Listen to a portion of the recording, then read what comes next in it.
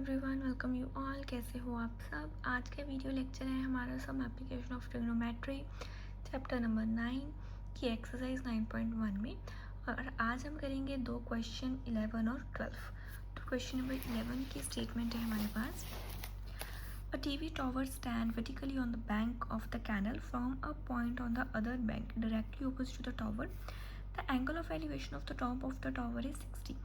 तो यहाँ तक हमें स्टेटमेंट में क्या बताया है कि हमारे पास एक टावर है जो कैनल के एक के किनारे पर है और दूसरे किनारे पर क्या है, हम टॉप ऑफ द कैनल से एक एंगल ऑफ एलिवेशन बना रहे हैं जो 60 डिग्री का है। क्लियर।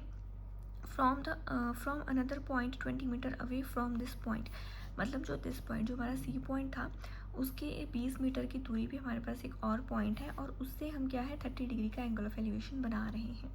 हमें फाइंड करना है height of the tower and the width of the canal, मतलब height of the tower A B and width of the canal B C. तो ये दो चीज़ें हमें निकालनी है। ओके, तो पहले एक रफ सा डायग्राम बना लेंगे। तो ये था हमारा टावर ए बी और ये था हमारा एंगल ऑफ एलिवेशन 60 डिग्री और 20 मीटर की दूरी पे हमारा एंगल ऑफ एलिवेशन है 30 डिग्री का। क्लियर। तो सबसे पहले हम कंसीडर करेंगे ट्राइंगल ABC। यूज़ करेंगे tan 30 डिग्री। परपेंडिकुलर है हमारे पास AB tan 60 degree, sorry ABC triangle में हमारे पास एंगल है 60 डिग्री का। tan 60 की वैल्यू होती है √3 और इसमें से हम क्या करेंगे AB मतलब हाइट की वैल्यू निकालेंगे। तो AB जो होगा वो होगा हमारा BC इंटू √3 और मार्क करेंगे इसे एज इक्वेशन नंबर 1। अब हम कंसीडर करेंगे अपना ट्राइंगल ABD। इसमें भी हम यूज़ करेंगे tan 30 degree. Perpendicular upon base, perpendicular इसमें भी हमारा सेम रहेगा AB और जो बेस है वो होगा इस बार हमारा BC प्लस CD। ऐसा ही है हमारा बेस। इसकी वैल्यू होगी हमारे पास 1/√3।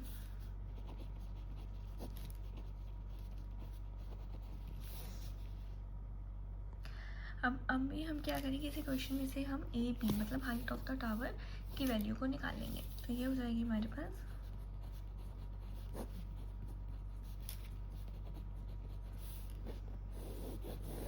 इक्वेशन 2। अब अगर हम चेक करें इक्वेशन 1 में भी और इक्वेशन 2 में भी AB इक्वल टू मतलब ये दोनों वैल्यूज़ ही हमारी A और B की हैं, तो मतलब ये दोनों वैल्यूज़ भी क्या होंगी, सेम होंगी। लिखेंगे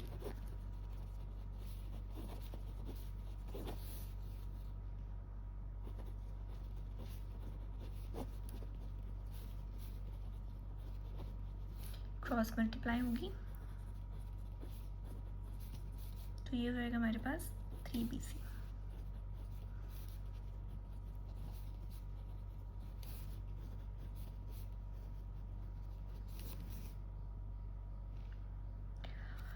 और अब हमें पता है कि जो CD है वो है हमारे पास 20 मीटर।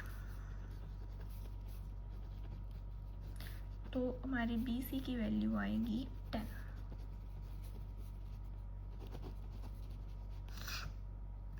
तो क्लियर है कि जो हमारा BC है वो है 10। BC हमारा क्या था, विड्थ ऑफ द कैनल। तो विड्थ हमने कितनी निकाली है 10 मीटर की।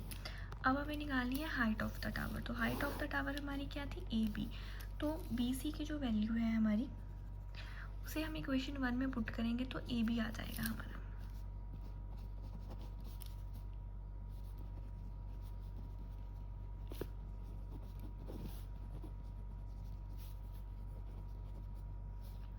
और वो होगा हमारा 20√3।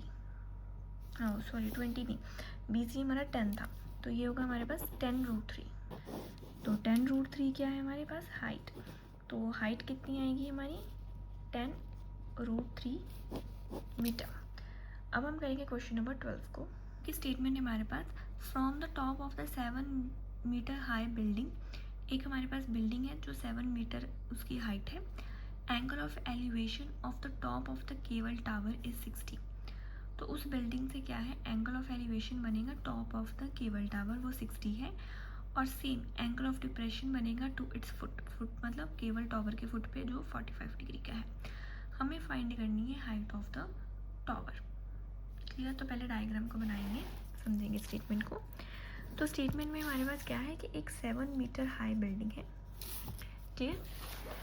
तो स्टेटमेंट में क्या है, 7 मीटर हाई बिल्डिंग है और एंगल ऑफ एलिवेशन बन रहा है top of the cable tower, वो है 60 का। तो ये होगा हमारा टावर। तो इसके ऊपर जब हमारा एंगल ऑफ एलिवेशन बनेगा वो है 60 डिग्री का, और एक है हमारा एंगल ऑफ डिप्रेशन जो है 45 डिग्री का। क्लियर?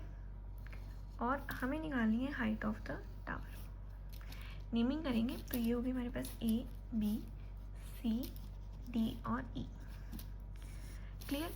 तो पहले जो हमारे पास पहले तो जो निकालना है वो लिखेंगे। हमें निकालना है height of the tower.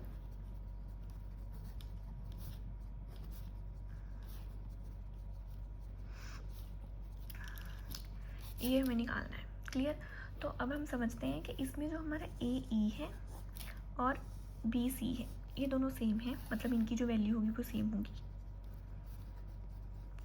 Clear? दूसरा जो पॉइंट है इसमें हमारा जो AB है वो EC के इक्वल होगा।